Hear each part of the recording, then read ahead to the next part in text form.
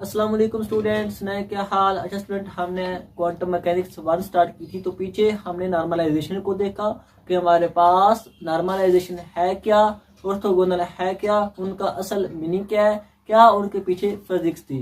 और फिर हमने उसके रिलेटेड कुछ एमसीक्यूज और न्यूमेरिकल को भी देखा था कि हमारे पास जो कि यूनिवर्सिटी एग्जाम में पूछे जाते हैं। तो आज हम देखेंगे कि हमारे पास प्रोबेबिलिटी क्या है, कैसे हम उसको निकाल सकते हैं, और कौन कौन से हमारे पास जो न्यूमेरिकल है इस प्रोबेबिलिटी के रिलेटेड हमारे पास यूनिवर्सिटी एग्जाम में आ सकते हैं। आज हम उनको देखेंगे। तो मेरा नाम जाहिद इमरान और आपका चैनल फिजिक्स एकेडमी। तो चले स्टार्ट करते हैं प्रोबेबिलिटी। स्टूडेंट, हमारे पास जो वर्ड प्रोबेबिलिटी है ये हमें ये बताता है कि हमने देखा था कि हमारे पास पार्टिकल बिहेव करता है एज अ वेव, और पार्टिकल के साथ वो जो वाली वेव होती है वो उसके साथ एसोसिएट हो जाती है, जिसको हमने मैटर वेव का नाम दिया था। तो अब जो हमारे पास मैटर वेव है, अब हमने देखना ये कि वो वाला पार्टिकल उस मैटर वेव में है कहाँ पे, वो किधर हमारे पास लाई कर रहा है। हमारे पास ये जो अगर हमारे पास पार्टिकल है, ये हमारे पास उसके साथ वेव एसोसिएट है। अब हमने देखना है कि ये वाला पार्टिकल असल में है कहाँ पे। हमारे पास पूरी वेव में तो नहीं ना हो सकता। अब किसी ना किसी एक पॉइंट के ऊपर होगा, तो हम प्रोबेबिलिटी निकालेंगे कि हमारे पास पार्टिकल इधर है, इधर उसकी कितनी प्रोबेबिलिटी है, इधर कितनी प्रोबेबिलिटी है, इधर कितनी प्रोबेबिलिटी है। पार्टिकल असल में हमारे पास है कहाँ पे, कहाँ पे वो हमारे पास लाई कर रहा है, ये हम आज देखेंगे। तो हम सबसे पहले देखते हैं कि हमारे पास प्रोबेबिलिटी को निकालने के लिए हम फार्मूला कौन सा यूज करेंगे। तो हमारे पास टोटल 3 फार्मूले जो कि हमारे पास प्रोबेबिलिटी को निकालने के लिए यूज होते हैं। तो सबसे पहला जो हमारे पास फार्मूला है वो ये हमें बताता है कि हमारे पास जो प्रोबेबिलिटी है, ये हमारे पास जो लिमिट होगी, जिस लिमिट में हमने देखना है कि इस लिमिट में हमारे पास प्रोबेबिलिटी है कहाँ पे, हमने वो लिमिट पुट करनी है। और साथ में हमारे पास ये हमारे पास फार्मूला होता है प्रोबेबिलिटी निकालने का। ये हमें बताता है कि हमारे पास उस पार्टिकल के साथ जो वेव जुड़ गई है, उस जुड़ी हुई वेव में पार्टिकल है कहाँ पे, किधर वो हमारे पास लाई कर रहा है, जितनी हमने लिमिट ली उसमें उस पार्टिकल की कितनी प्रोबेबिलिटी है। अगर ये हम उस वक्त निकालेंगे जब हमारे पास ये वाला वेव फंक्शन नॉर्मलाइज हुआ। तो स्टूडेंट, हमारे पास अगर हम ऐसा वेव फंक्शन लें जिसको जो नॉर्मलाइज हो, जिसकी टोटल प्रोबेबिलिटी हमारे पास जो हमारे पास 1 के इक्वल हो, तो उस वक्त हमारे पास ये वाला फार्मूला यूज करेंगे। लेकिन अगर हमारे पास वेव फंक्शन नॉर्मलाइज ना हुआ, तो उस वक्त हम जो फार्मूला यूज करेंगे हमारे पास वो ये होगा। और नीचे हमारे पास उस जो हमारे पास नीचे जो हमारे पास लिमिट आएगी वो हमारे पास याद रखना स्टूडेंट, टोटल ये हमने कहा था ना, ये अगर पार्टिकल उसके साथ ये वाली वेव एसोसिएट होगी। अब हमने ये जो ऊपर वाला हमने देखा लिमिट पुट की, ये हमारे पास थोड़ी सा लिमिट होगी जिस रीजन में हमने प्रोबेबिलिटी निकालनी है। परंतु हमें वो ये देता है, कहता है इतने रीजन में निकाल लो, प्रोबेबिलिटी कहाँ है। तो ऊपर हमने ये वाली लिमिट पुट करनी है, लेकिन नीचे हमने स्टूडेंट हमारे पास ये जो टोटल लिमिट होगी, जो टोटल उस पार्टिकल के साथ जो वेव एसोसिएट है उसकी टोटल वेव लेंथ या टोटल जो रेंज होगी हमने वो पुट करनी है। याद रखना स्टूडेंट, ये हमारे पास हमेशा नीचे जो हमारे पास होगा, ये हम टोटल उस पार्टिकल के साथ जो वेव एसोसिएट है उसकी टोटल जो रेंज है वो लिखेंगे। हमारे पास ये माइनस इन्फिनिटी से इन्फिनिटी तक जितनी भी होगी हम वो लिख लेंगे। अब हमारे पास जो तीसरा फार्मूला है वो स्टूडेंट हमारे पास होता है जब हमारे पास सुपरपोजिशन हो वेव फंक्शन की। एक बॉक्स में कई सारे पार्टिकल हैं और वो पार्टिकल हमारे पास ढेर सारे वेव फंक्शन दे रहे हैं, तो उन सब वेव फंक्शन को हमने इकट्ठा करके एक वेव फंक्शन की फॉर्म में लिखा। उस वक्त हमारे पास जो प्रोबेबिलिटी आएगी वो हमारे पास इस तरह की होगी कि हमारे पास हमने उस वेव फंक्शन को ऐसे लिख सकते हैं, इधर हमारे पास कांस्टेंट psi1 प्लस इधर कांस्टेंट psi2 ऐसे आगे आगे बढ़ता जाएगा। तो अब उस वक्त अगर हमने लिखना हो तो हम psi1 को psi की फॉर्म में लिखते हैं, और हमने ये कैटर ब्राग नोटेशन लिखा क्योंकि अब हमारे पास वेव फंक्शन तीन सारे वेव फंक्शन का कॉम्बिनेशन है। ये हमने कैटर ब्रा वाले टॉपिक में डिटेल्स देखा था कि जब वेव फंक्शन मैट्रिक्स या कई सारी वेव फंक्शन का कॉम्बिनेशन हो तो उस वक्त हम कैट और ब्रा नोटेशन यूज करते हैं। अगर वेव की फॉर्म है तो वो हमारे पास जो इंटीग्रेशन वाला मेथड हम उसको यूज करते हैं। अब हमारे पास ये psi1 का इस psi के साथ इनर प्रोडक्ट और इसका स्केयर आप ऊपर आ जाएगा, और नीचे हमारे पास psi के साथ ही आ जाएगा इनर प्रोडक्ट। ये होता है प्रोबेबिलिटी का तीसरा फार्मूला। ये हमारे पास 3 इंपॉर्टेंट फार्मूले होते हैं जो कि हम प्रोबेबिलिटी के लिए यूज करते हैं कि पार्टिकल के साथ जो वेव एसोसिएट है असल में वो है कहाँ पे।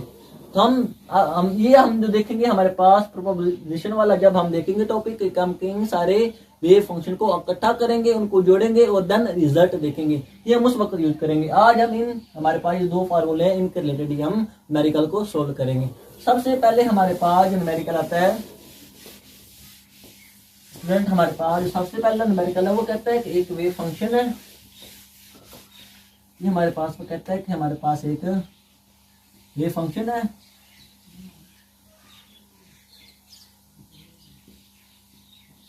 ये, हाँ उसने वेव फंक्शन दिया। अब वो कहता है कि हमारे पास ये हमारे पास वेव फंक्शन नॉर्मलाइज है, साथ में उसने ये भी कह दिया, इतनी इंफॉर्मेशन उसने दी गई। और कहता है कि बताओ हमारे पास उस पार्टिकल के साथ ये जो वेव फंक्शन जुड़ा है इसकी प्रोबेबिलिटी पार्टिकल की कितनी होगी।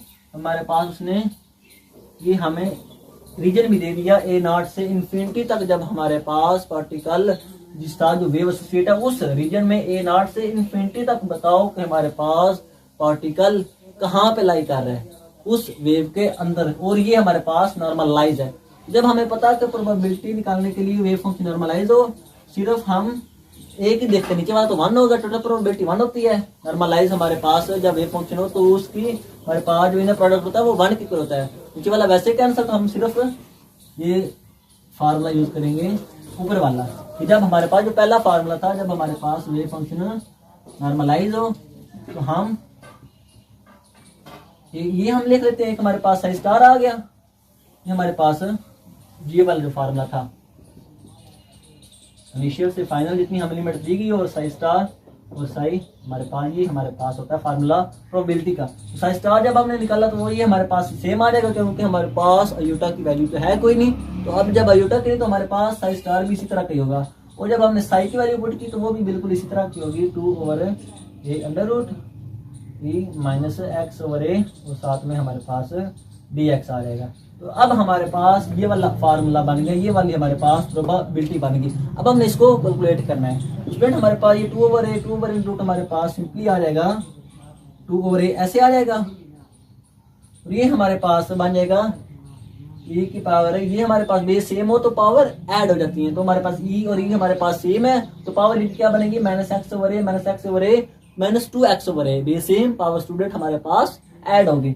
ये हमारे पास -2x/a आ गया और साथ में हमारे पास ये 2/a बाहर आ गया और ये हमारे पास इंटीग्रेशन है A0 से इन्फिनिटी तक आ गया। इधर हमारे पास आ गया dx।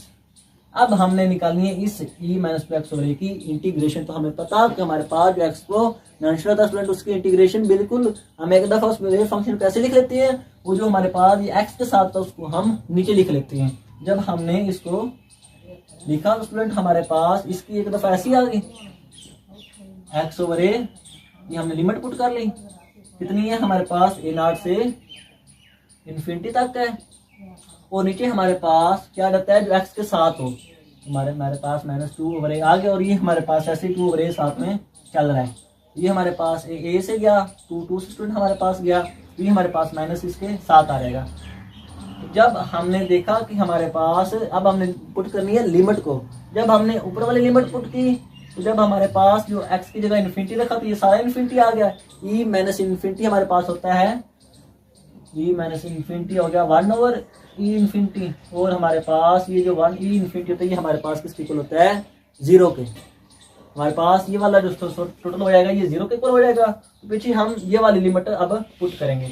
जब हमने ये वाली लिमिट पुट की x की जगह क्या रखा A0, जब अपर पुट की तो हमारे पास आ गया 0। जब हमने लोअर पुट की तो हमारे पास माइनस आएगा, अपर माइनस लोअर। जब हमने ये माइनस पुट किया तो स्टूडेंट हमारे पास जब हमने x की जगह रखा तो ये हमारे पास कट जाएंगे। पीछे हमारे पास बचेगा एक ये वाला माइनस है जो हमारे पास ऐसे ये चल रहा था, ये भी इधर आ जाएगा, ये इधर आ गया ये वाला। और साथ में हमने अपर माइनस लोअर लिमिट वाला माइनस लगाया और हमने जब x की जगह a रखा तो a से गया पीछे बच गया e-2। तो हमारे पास ये माइनस माइनस प्लस हो गए। तो फाइनली हमारे पास प्रोबेबिलिटी कितनी आ गई 1/e का स्क्वायर। तो ये हमारे पास उस पार्टिकल की प्रोबेबिलिटी है जो वेव इस वेव फंक्शन में मौजूद है। ये उस पार्टिकल की प्रोबेबिलिटी है कि ये वाला पार्टिकल उस वेव फंक्शन में जितने हमने रीजन ली, जितनी हमने लिमिट ली A0 से इन्फिनिटी तक उधर मौजूद है। ये होती है प्रोबेबिलिटी और इस तरह के हमारे पास न्यूमेरिकल आते हैं। अब हम देखते हैं दूसरा न्यूमेरिकल इंपॉर्टेंट, उसमें आपको फील आ जाएगा कि प्रोबेबिलिटी का असल मीनिंग है क्या। अब हम देखते हैं हमारे पास जो दूसरा न्यूमेरिकल है,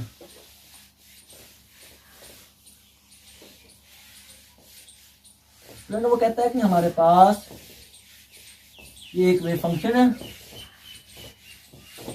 ये वाला, उसने हमें एक वेव फंक्शन दिया और वो ये कहता है कि बताओ हमारे पास इसकी जो इस पार्टिकल का जो वेव फंक्शन है इसकी टोटल रेंज हमारे पास वो कहता है -π/2 से π/2 तक है। और वो ये कहता है कि बताओ इस पार्टिकल के साथ जो वेव एसोसिएट है उसमें 0 से लेकर π/4 तक कितनी हमारे पास प्रोबेबिलिटी है। पहले हम ये देखते हैं कि हमारे पास वो क्वेश्चन में कहना क्या चाह रहे हैं, फिर हम इसको आगे सोल्व करेंगे।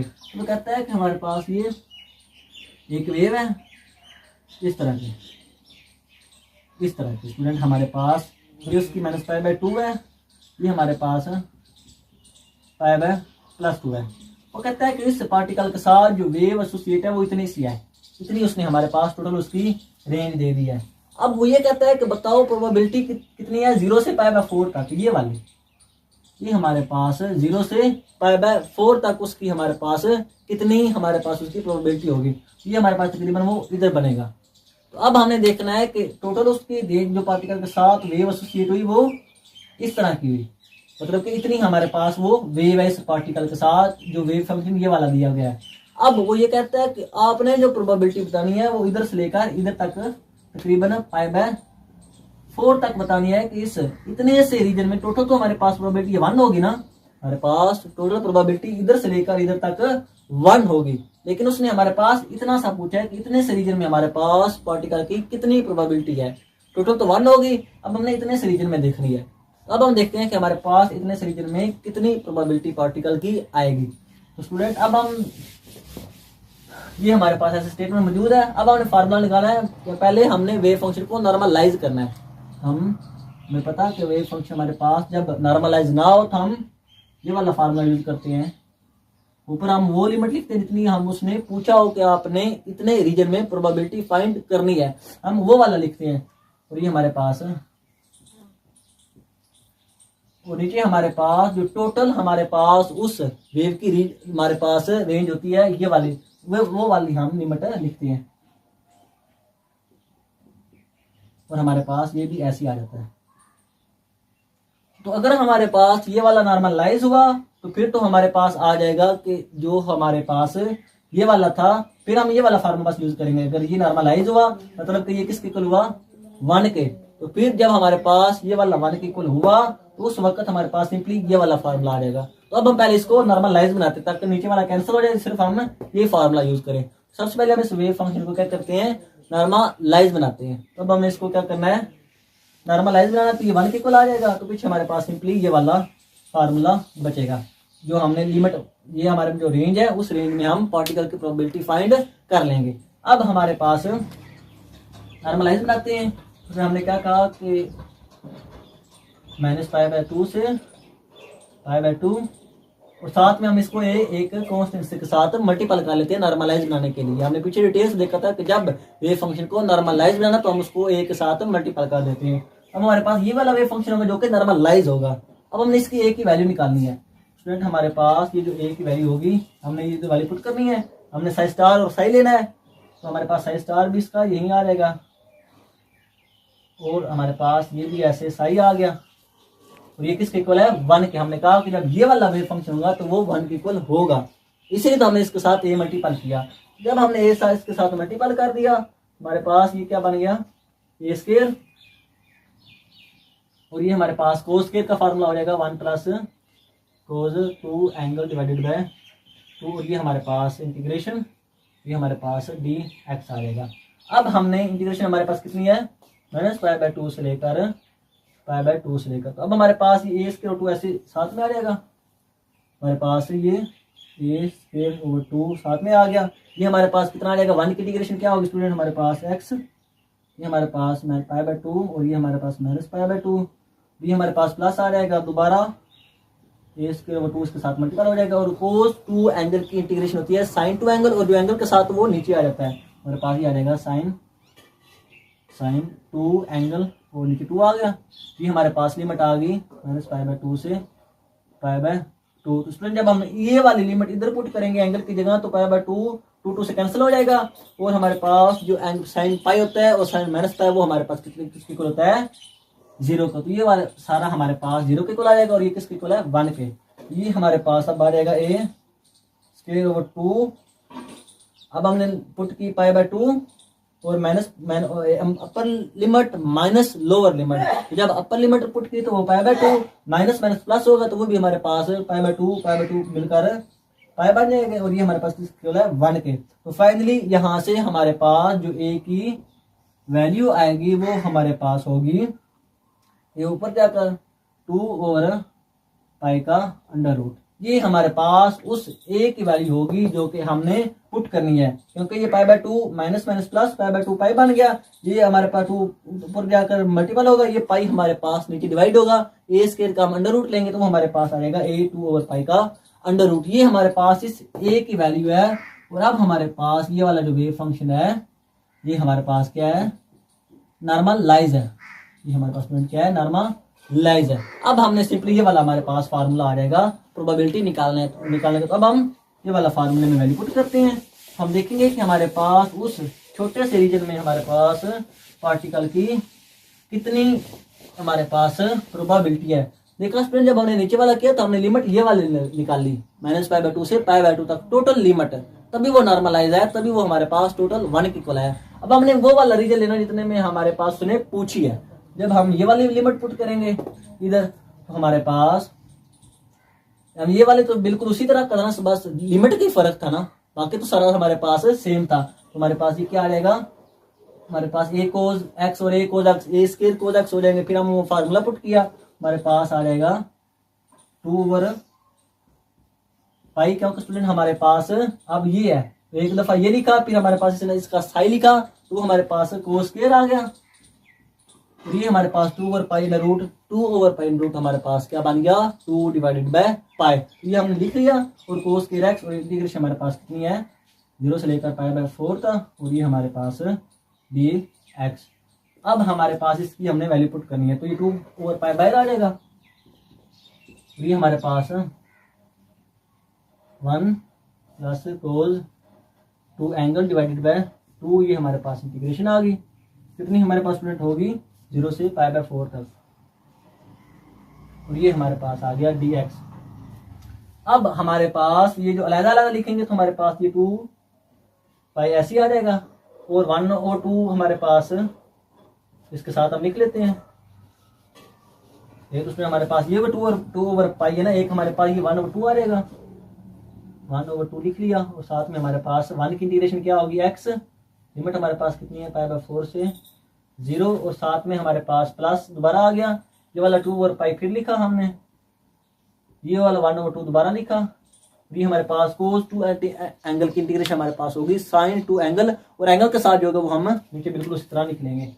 हमारे पास ये sin 2 एंगल डिवाइडेड बाय 2, और ये हमारे पास इंटीग्रेशन हमने लिमिट पुट कर दी π/4 से 0 तक। अब हमारे पास जो आएगा, ये हमारे पास 2 से गया, ये भी 2 से गया, हमारे पास ये बचा 1/π। ये हमारे पास आ जाएगा x की जगह हमारे पास π/4 और -0, ये आ गया। अब हमने दोबारा 1/π लिखा, और जब हमने एंगल की जगह ये वाला स्टूडेंट हमारे पास ये 2 से तो वैसे ही गया ना, और ये भी 2 हमारे पास साथ में मौजूद है, ये हमारे पास ऐसे 1/2π आ जाएगा। ये वाला जो 2 है ये हमारे पास इसके साथ मल्टीपल हो जाएगा। तो हमारे पास जब हमने एंगल की जगह क्या पुट किया, π/4, एंगल की जगह क्या पुट किया, π/4, तो हमारे पास वो क्या बन गया, 2π/4। तो 2 हमारे पास 4 से कट जाएगा, तो पीछे बचेगा हमारे पास sin π/2, हमारे पास ये sin π/2, और जब हमने 0 पुट किया तो वो वाला सारा 0 हो जाएगा।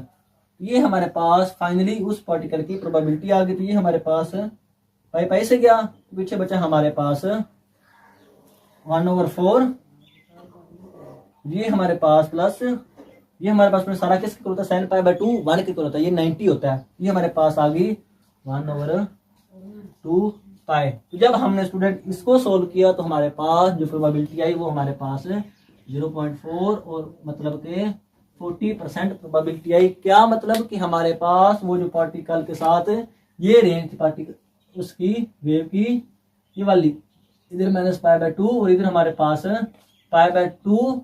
तो जब हमने निकाली उस पार्टिकल के साथ जो वेव एसोसिएट है उसकी प्रोबेबिलिटी कितने रीजन में, 0 से लेकर π/4 तक, तो वो हमारे पास कितनी आई, 40%। स्टूडेंट टोटल प्रोबेबिलिटी 1 है, 100 होगी वो इतने सारे में हमने वो निकाली भी थी, वो 1 के इक्वल रखा भी था। वो वाली हमारे पास जब हमने ये वाली लिमिट ली थी तो वो हमारे पास 1 आई थी, लेकिन जब हमने ये वाला लिया कि हमारे पास इतने से रीजन में कितनी है तो वो हमारे पास 40% थी। ये होती है हमारे पास प्रोबेबिलिटी और इसका असल मीनिंग है कि हमारे पास पार्टिकल की प्रोबेबिलिटी देखते हैं कि पार्टिकल उस वे में जितनी उसने हमें लिमिट दी हो उस लिमिट में पार्टिकल के होने की कितनी प्रोबेबिलिटी है। तो होप आपके सारे कंसेप्ट क्लियर हो गए। आज के लिए इतना, इंशाल्लाह मिलेंगे अगली वीडियो में। ओके, अल्लाह हाफिज।